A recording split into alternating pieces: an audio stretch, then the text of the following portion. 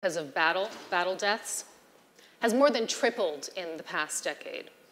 And Kristalina, I'd like to turn to you now because we know that the World Bank, that your mission is really to lift people out of extreme poverty. Those people are increasingly living in conflict-prone areas. What worries you the most about the state of security and development right now? There is a lot to be concerned. You started by the sheer fact of tripling of conflicts. But I would add to this three very significant concerns. One is that in a world we can celebrate the decline of extreme poverty. Over the last 25 years, a staggering 1.1 billion people have been lifted up out of poverty. In that same world, in sub-Saharan Africa and in other parts of Middle East in particular that are conflict-affected, extreme poverty is growing. And it is growing with a troubling speed. So if we are to meet this goal of ending extreme poverty, we have to worry about peace and security first and foremost. Secondly, we need to recognize that when there is a conflict, there are many other problems that are very severe. For example, pandemics. Right now in the Democratic Republic of Congo, there is yet another Ebola wave. And what is on the way of stopping it? War. What we can see is that this lack of security is hitting people once and twice and three times. And the third thing that worries us tremendously is what you mentioned at the beginning, vulnerability to climate change. Countries that have done least to contribute to climate change very often are the most to suffer the consequences of it. And yet we are not balancing investing in mitigation, which is hugely important, with also investing in adaptation. So conflicts, what they do for health, lack of education, lack of social services, and climate. And when you have this poisonous cocktail, then the result is children, women, men with lives devastated. And I'd like to, perhaps a bit later, we can talk a little bit more about how you address that potential devastation. But first, I'd like to turn to you, Thomas, because as a regional security organization, the OSCE has been very heavily involved right now in eastern Ukraine, where we're seeing the tensions between Russia and the West on full display. And so I'd like to ask you, what concerns you about security and development right now? Well, as you say, violent conflict has come back to Europe, and we are now in the 5th year of this conflict, and this is very much on top of our agenda in the OSCE, because it creates tremendous suffering. It kills practically on a daily basis. It kills people, civilians, combatants, but it also undermines very severely trust and confidence among the key stakeholders of Euro-Atlantic and Eurasian security. So it has a heavy toll on the ground in terms of suffering for the populations on both sides of the line of contact, but we also pay a very high political price for it. Luis Alberto, I'd like to turn to you now, because we know that your bank is one of the large, or rather the largest long-term lender in Latin America and the Caribbean. What are your concerns about security and development? How do you see it progressing right now in your region? Well, it's paradoxical in the following sense, something Cristalina knows well. Latin America underwent a period in the 1980s, which was typically denominated as the lost decade, because this was a time when you found many countries restructuring their debts with very low growth rates, with many countries in recession for long periods of time. And there must have been, during that period alone, easily 10 or 12 financial crises. The paradox is that during that time, the crime rates were far lower than they are today. In fact, Latin America today, which has roughly about 8% of the world's population, has roughly 40% of the homicides of the world. And that is a very astonishing number. And if you look at it, you know, it just between the year 2000 and now, so almost in the last 20 years, it's almost 2.5 million deaths, which is, if you just to put it in comparisons, that's 5 times the number of people who have lost their lives in this Syrian civil war, or 25 times that of Iraq. So this is perhaps the most difficult issue Latin American governments have today. In fact, when you review what typical polls are done, much of the focus of people is not about jobs, not about their economic situation, but rather it's about issues of security, and it's around issues of transparency. And so as a result, we as a bank have got to participate in this. We cannot do, as a development bank, anything surrounding defense, but certainly everything around helping to create citizenship, helping to work with police forces in how they are modernized, in working with communities, in working with the way people are put in jail, how the whole prison population is dealt with. But this is a very serious issue, and certainly it's an issue that is, yes, across the emerging world, but nothing as acute as it happens in Latin America. Okay. Binta, I'd like to turn to you to answer this next question, because we know that you focus on women, peace, and security on the African continent. You're very much often the voice of the voiceless. Mm-hmm. What keeps you up at night when you think about security and development?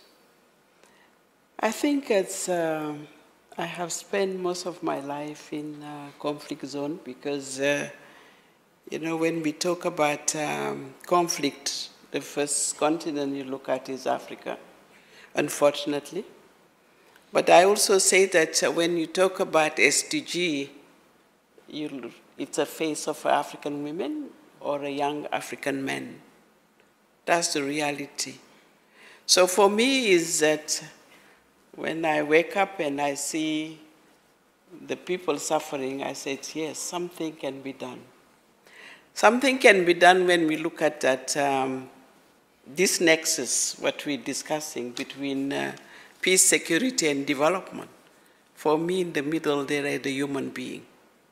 Let me give you 1 or 2 examples. I recently visited, last year I went to Nigeria, northern Nigeria. This year with Amina Mohammed, the deputy SG, we did a joint mission to go to Lake Chad Basin. We did a joint mission, we went also to see other places like Chad, but also Niger. And the situation of the people, the young people and the women in those camps, to see what needs to be done. Those countries are really investing, as I could see, like Chad Basin or the Sahel. They are investing a lot on the military. And when we look at it with the military, the little they have, maybe 4% of their GDP, should be invested more than that on the people needs. The lake, for example, the Lake Chad, the lake are shrinking. And I'm very happy that we are talking to WEF today, because I think what is important is we shift the mindset and see how do we invest in those places. When we want to achieve SDG, we need to invest on people. Water. Why the Lake Chad was shrinking now And you see the population, women are dying more than even being raped because they're going to fetch water. So here I'm talking to development agencies that are here, World Bank and others. What do we do? How do we respond to that? We went to a small village. The man was the one supposed to be in the lakes and bringing the fish and selling it outside. The job is no longer a man because it doesn't bring anything. So you found them enrolled with who?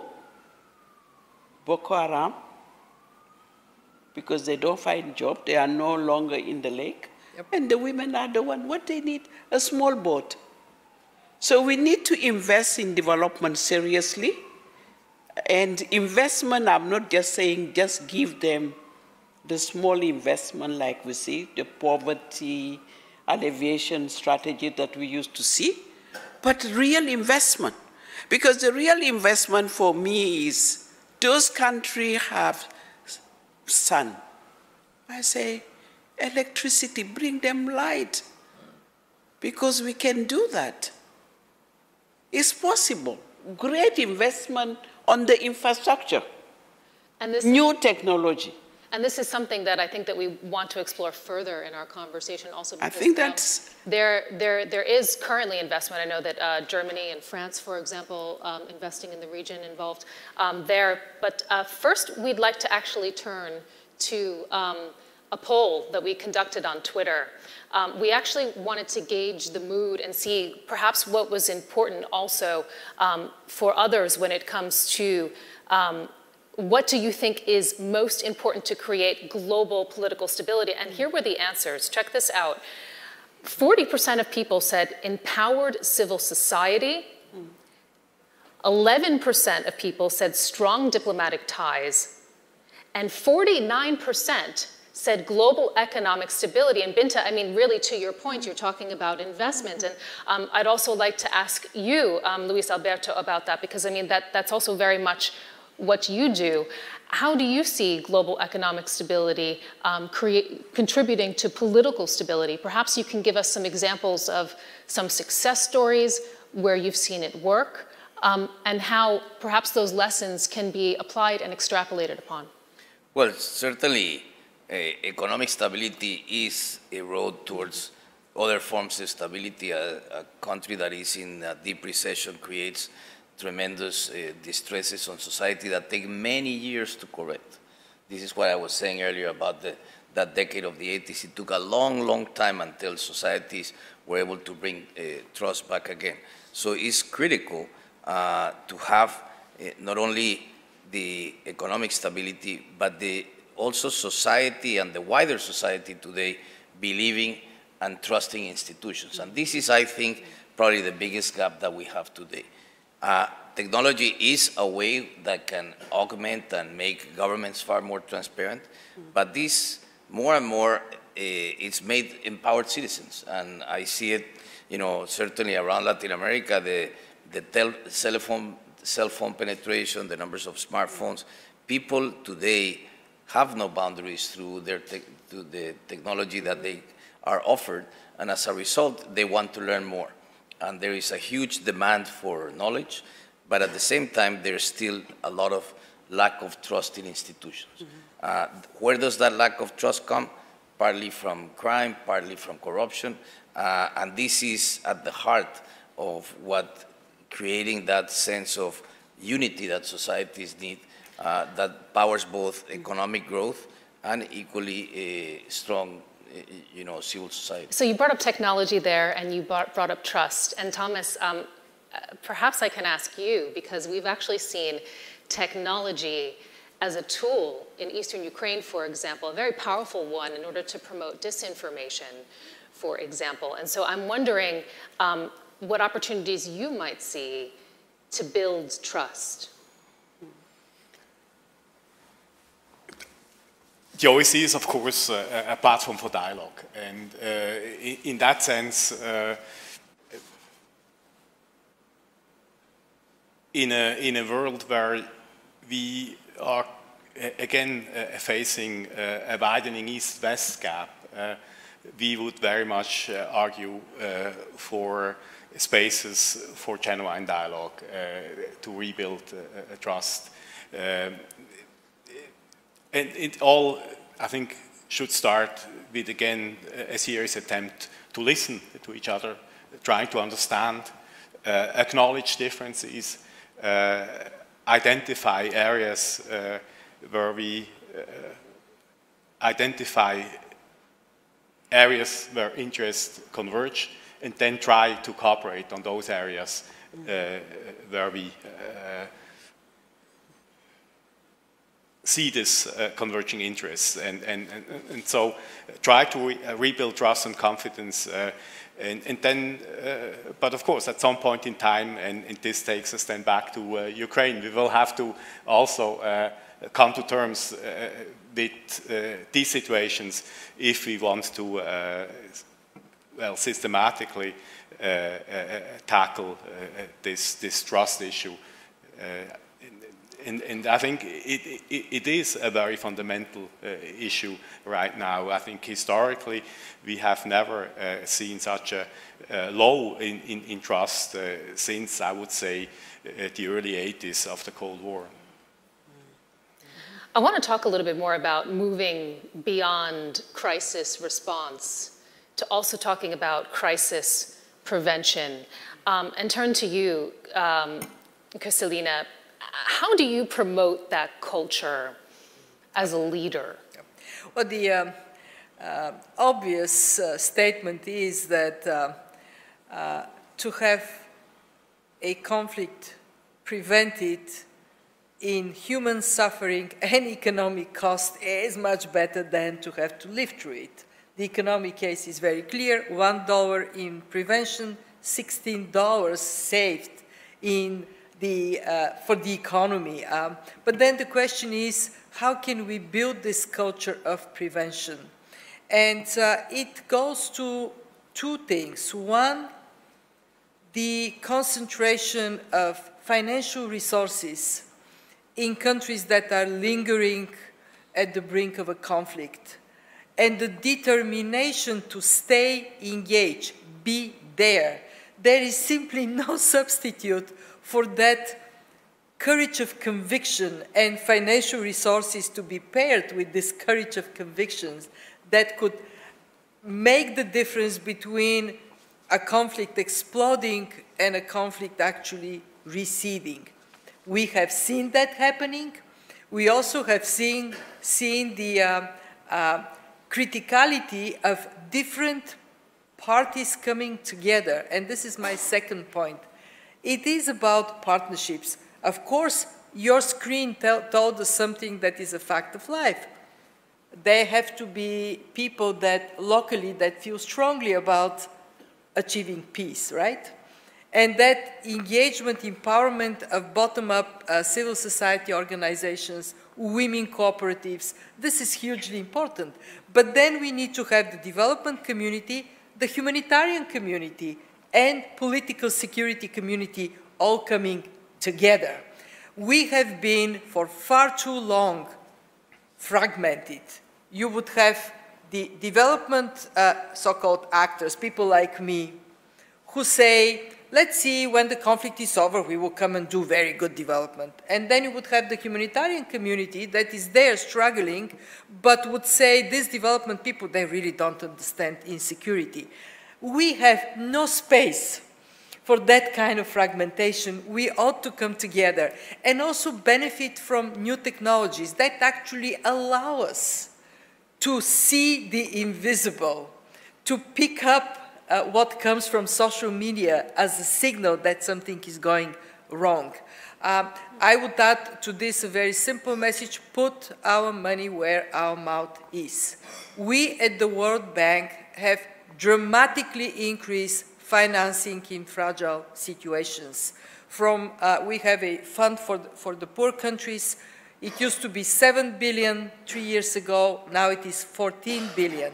And we are adding to this financing very targeted instruments that we know make a huge difference. For example, when the young men, sometimes women, but mostly men, decide to put down their guns. They have to have something to do with these hands. There have to be jobs. We have invested over $1 billion in demilitarizing those who are coming out of a conflict, making sure they get into jobs. And I am actually, I look at a country like Rwanda, and I say, yes, it can be done. It can be overcome, but it requires locally the people to come to peace with each other, and it requires the world to stand by them.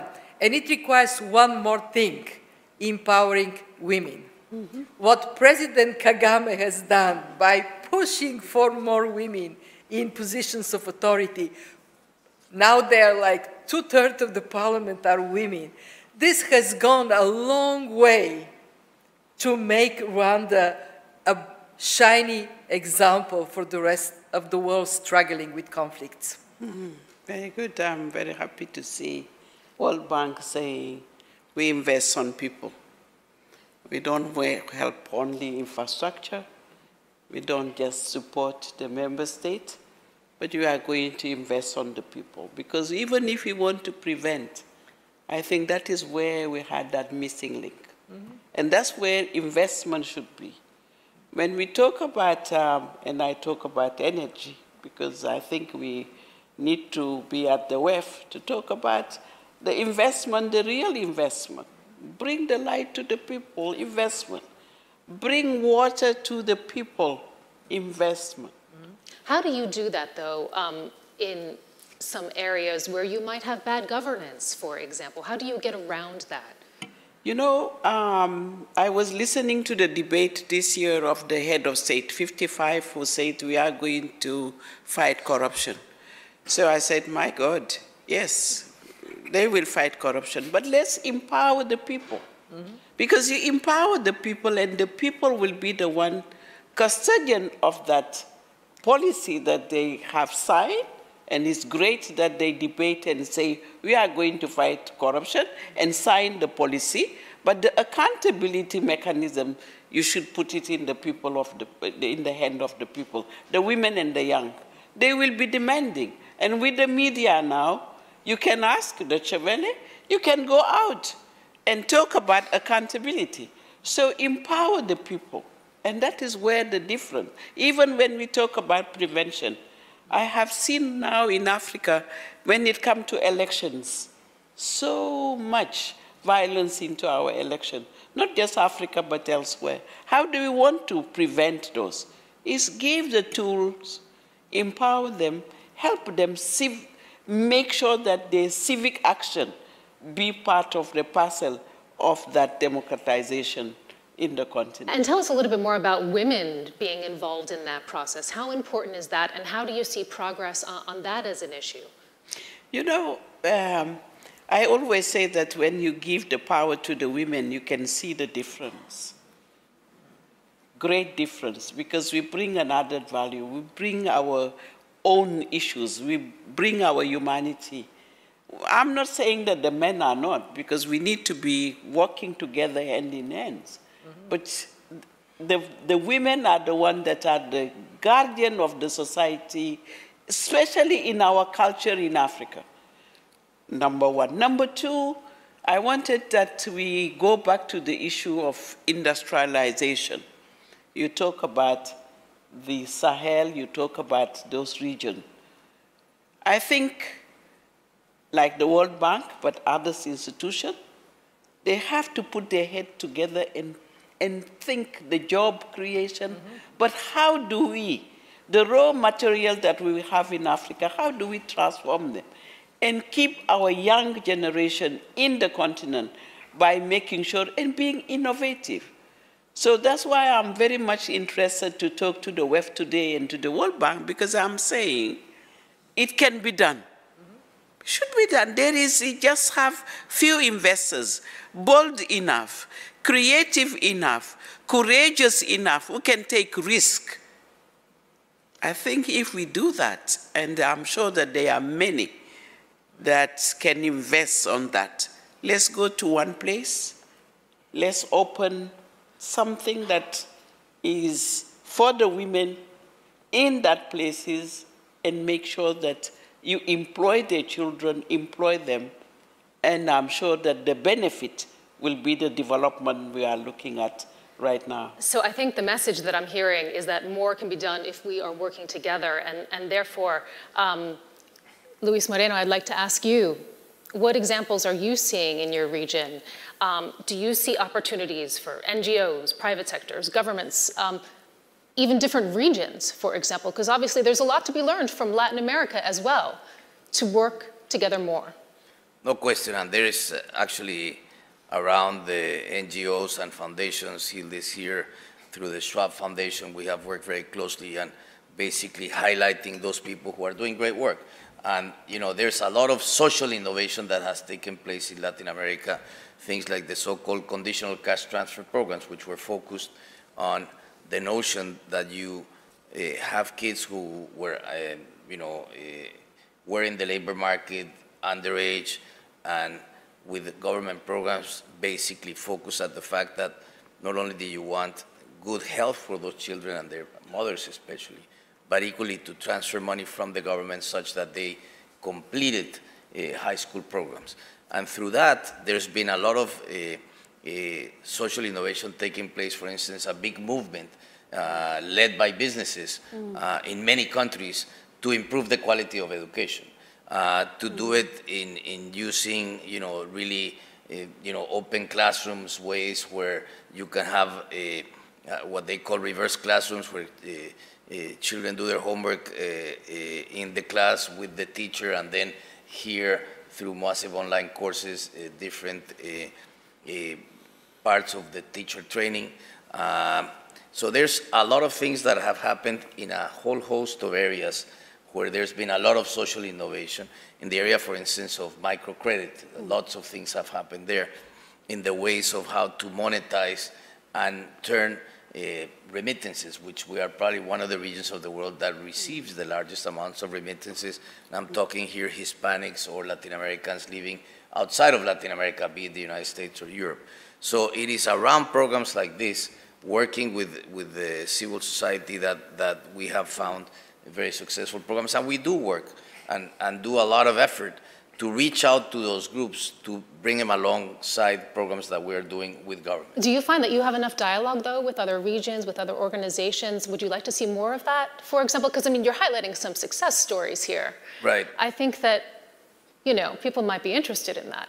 No, definitely, and we certainly, we work a lot across, of course, with the World Bank, but equally with regional development banks. For instance, we're supporting something the Africa Development Bank is doing in trying to bring investment into the African continent. We're bringing a good group of Latin Americans to be part of that and focused on energy. There's a lot of renewable energy solutions that have been developed in Latin America. So certainly, looking at everything that has been done, for instance, around education in Asia, there's a tremendous amount of expertise there.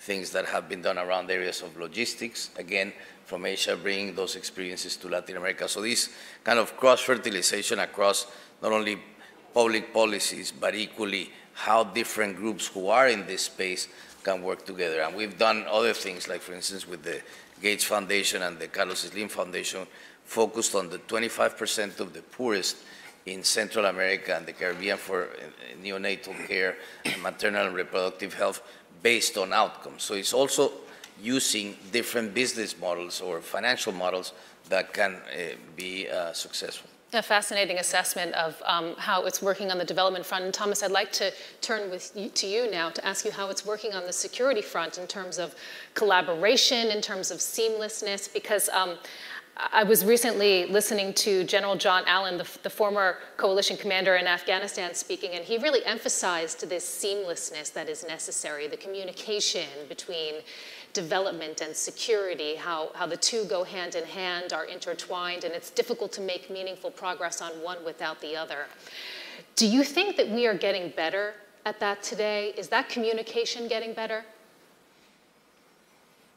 Well, I mean, I would certainly very much support this. I think it was late Secretary Kofi Annan that said that there is no security without development and no development without security. I think that is definitely very true. And the OSCE, we have a comprehensive approach to security. So kind of we started living that from the early days on.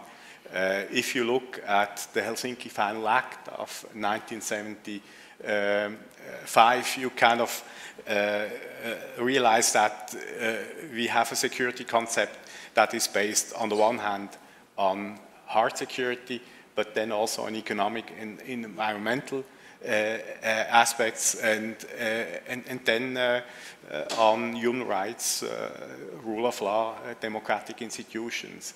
And I think that shows this already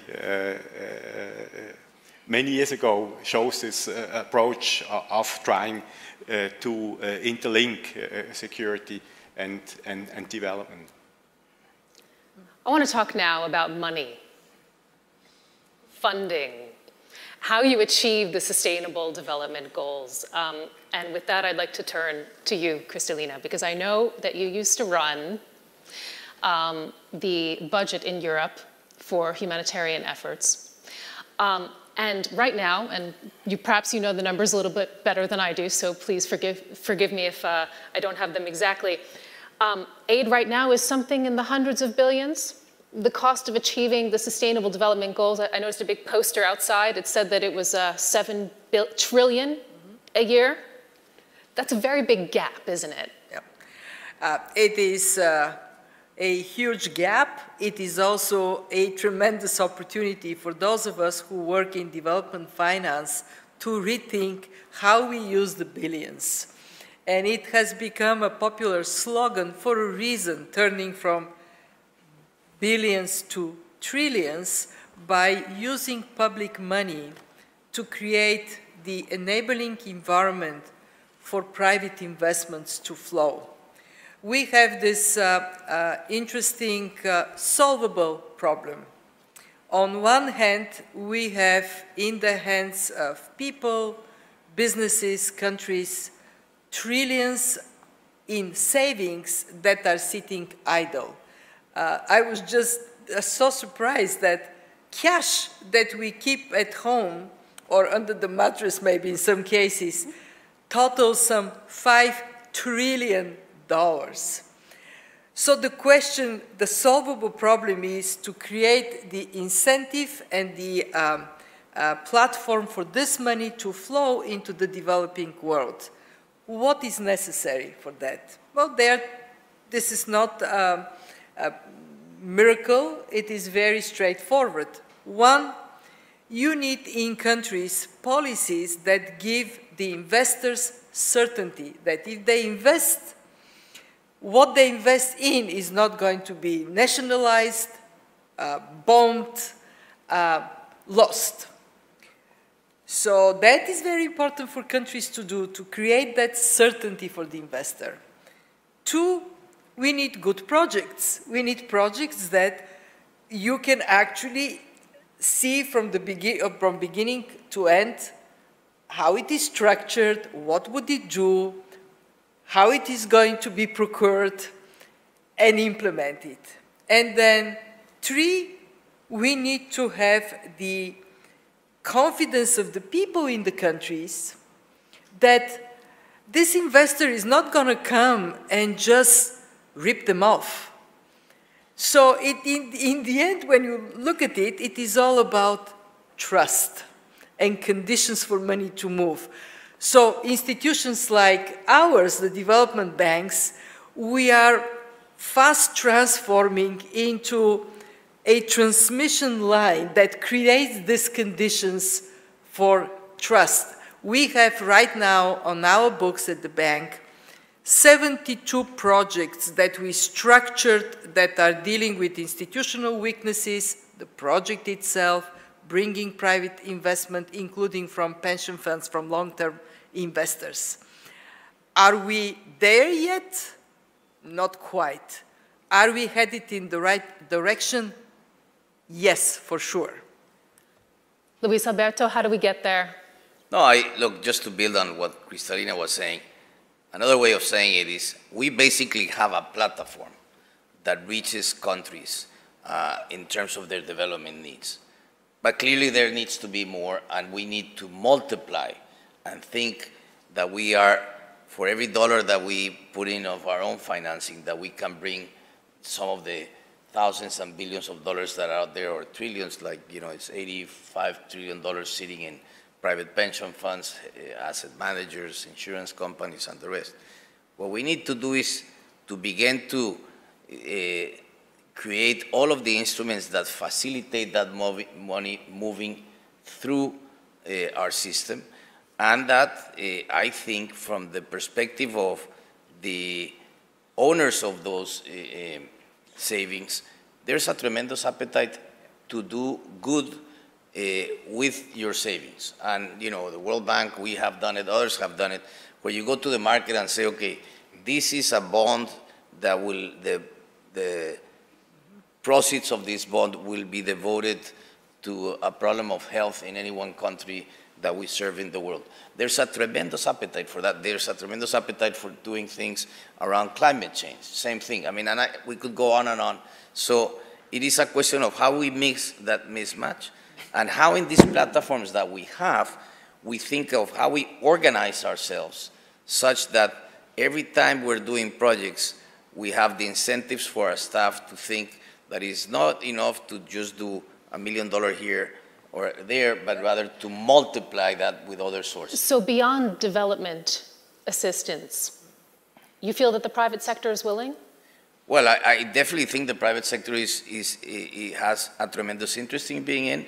There's some issues of risk that we still need to continue to be smart in how we mitigate. If you're giving a loan to a country in a foreign, in US dollar denominated debt, or is it in local currency, there's a big difference. Who takes that foreign exchange risk? You got to understand those risks of the private sector, see which ones of those you can help mitigate by using what we call blended finance, which is using some of the development finance resources, and with that multiply what we're doing. So this is what we are all collectively wrestling with, but I think we are, as Cristalina correctly say, we're in the right direction, but we're way behind where we should be. I mean, if I may, just two very quick additional points to that. One is examples, because you're saying, okay, is this really happening? Take solar in Africa. It used to be so expensive that it didn't really make economic sense.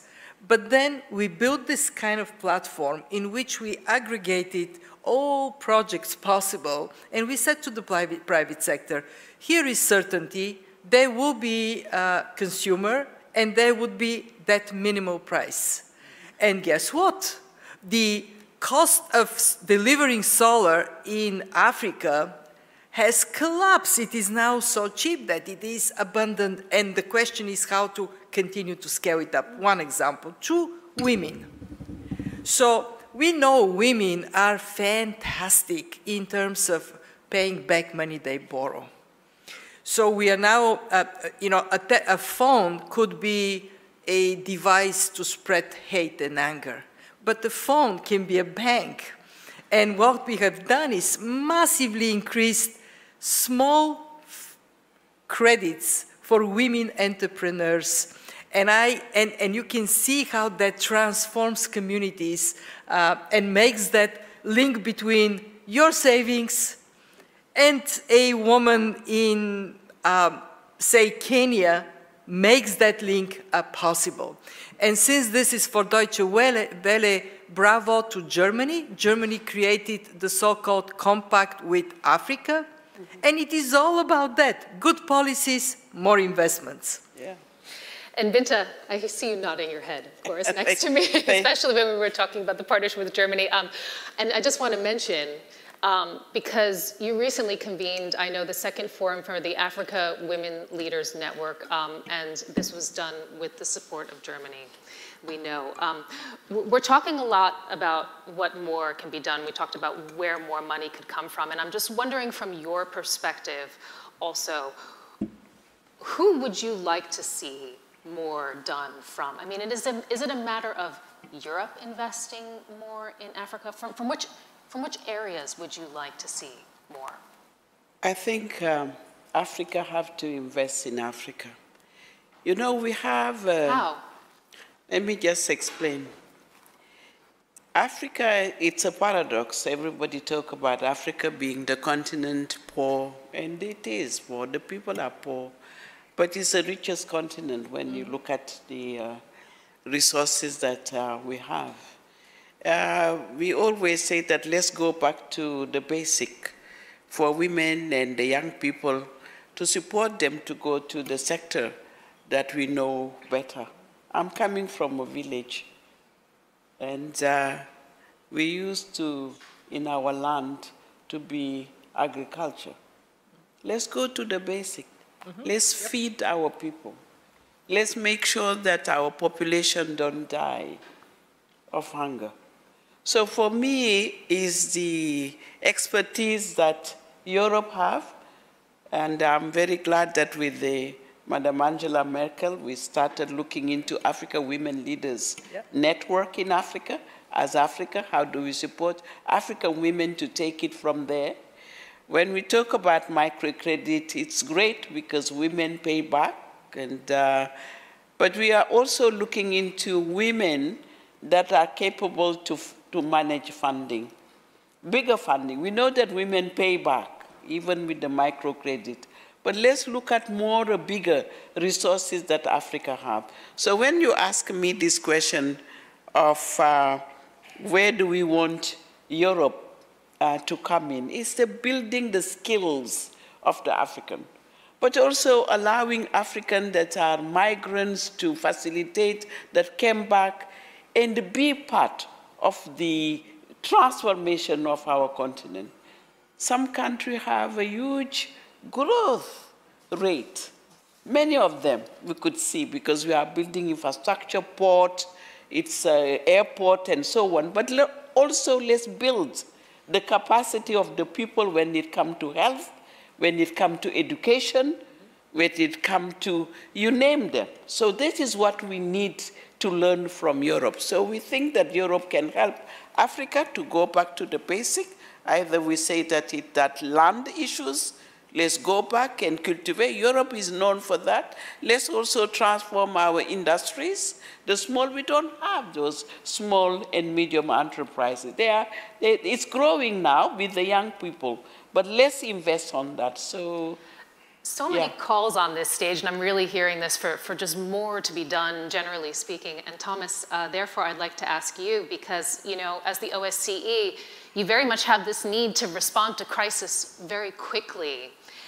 And there is a call right now, I think it's fair to say, that the OSCE do more. How do you feel about that? Well, we have developed over the years an impressive toolbox in terms of conflict prevention. That is what you refer to as early warning, early action. We have tools, for instance, to prevent minority-related conflict, the High Commission on National Minority. We have quite some tools in terms of preventive diplomacy. That is one offer. And then, of course, tools to manage conflict, make sure that a conflict does not spin out of control. That is typically what we are currently doing in the Donbass, but also in Nagorno-Karabakh, in Georgia, in Transnistria. But then we also try to bring these conflicts closer to resolution. Here, you need tools on the one hand, but you also need political will by the parties if you want to resolve these conflicts. And then thirdly, we have also tools that I would argue fall into the category of peace building.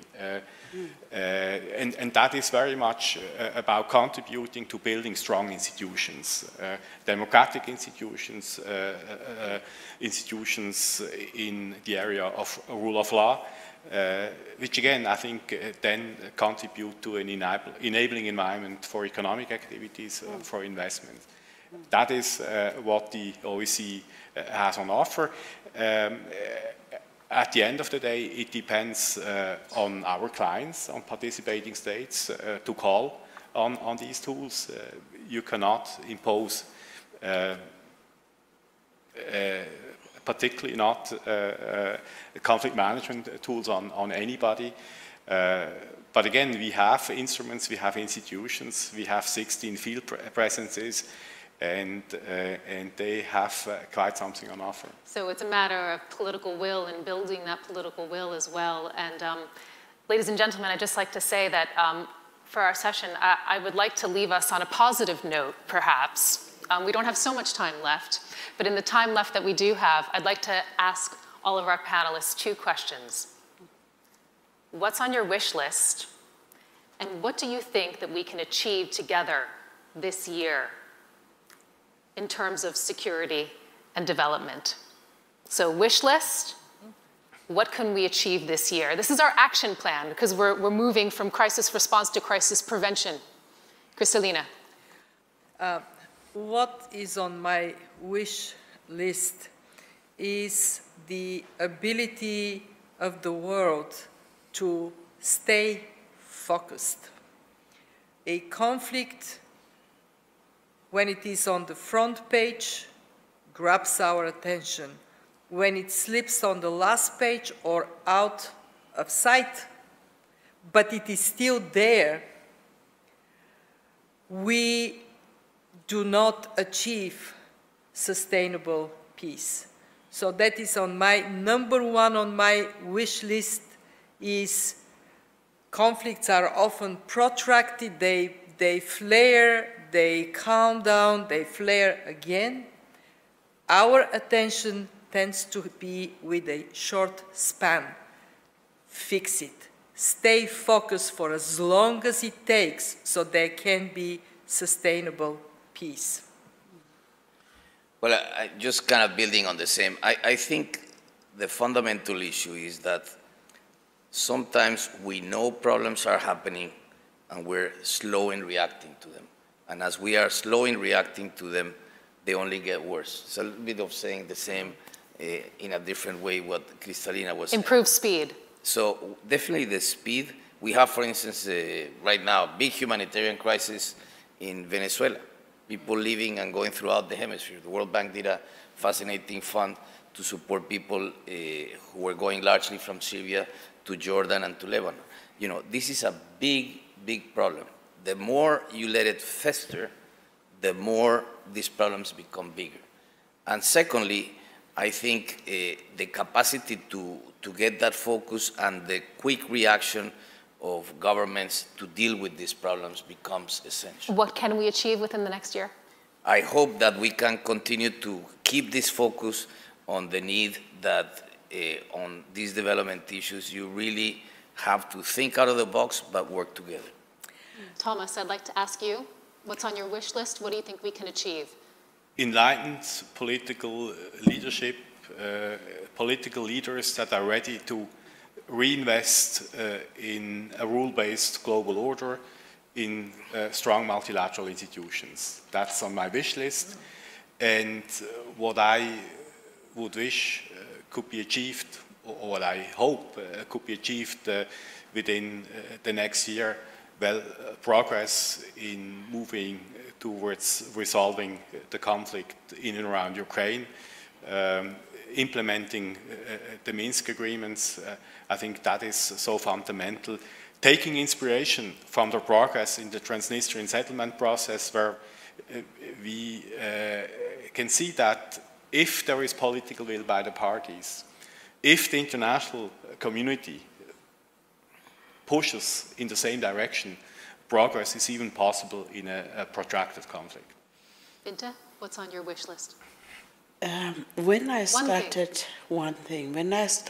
being this special envoy of the African Union, few countries had a plan of action on women, peace, and security. Right now, I have helped 22 countries in Africa with the women, peace, and security agenda for women to participate. For me, when women contribute to peace and security, I think we have a sustainable peace and development. And my wish is to make sure that all African member states have a plan of action. I started with 22, but if I am able to get more African women, countries, women contributing, being part of mediation in prevention, women leaders in all spheres of life, I think we will get there. So my wish is to make sure that that agenda of women, peace, and security is widespread in Africa. And on that positive note, I would like to say I hope that we provided a bit of insight today on the importance of security and development, and I think that we have some hopeful messages that we leave with today. You've been watching the Deutsche Welle debate at the World Economic Forum in New York. Many thanks to our panelists here today, and we do hope for progress on these issues. Thank you. Thank you. Thank